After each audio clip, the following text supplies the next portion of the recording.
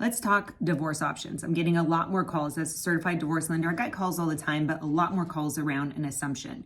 Now, assumption means that you have a current loan and one party wants to take over that current loan without refinancing, which means not getting a new loan. You want to keep the current loan that you have. Biggest thing to know is if you're in negotiations and this comes up and one party has to take equity from the home to buy out the other person, which is called an equity buyout, assumption is not going to allow that. You're not going to be able to take any cash from the property to be able to pay out another person's interest. Now, if you don't need to take any equity from the property, or let's say there's some assets and you're able to say, you know what, I'm going to take it from this asset instead of taking it from the home because I just want to take over the current loan because it has a better interest rate than what interest rates are today.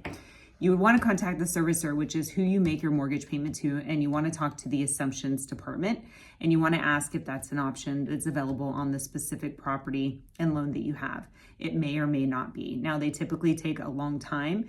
I would highly recommend that you get a notebook out and you start keeping notes of who you talk to, when you talk to them, because it can be quite a daunting process, and it's something that you would want to start right away.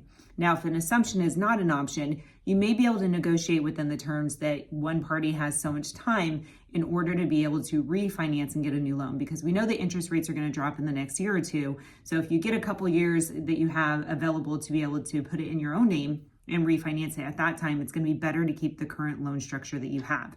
Now, if that's not an option or you need to take equity out right now for the other party, give me a call. We could talk through some other strategies around refinancing and taking that money out, but still giving you good terms. The other thing that you want to consider too in these situations is that sometimes it'll be the other party wants to buy a home, so they're requiring the other party to refinance. They're saying, I need you to refinance and get me off the loan so I can go buy my own home. Now, again, if you don't need any equity from the home and one party is making the mortgage payments, they've been awarded the property, the other party can go buy a home. It's been awarded that that's no longer their liability. So it's not going to have an impact on that.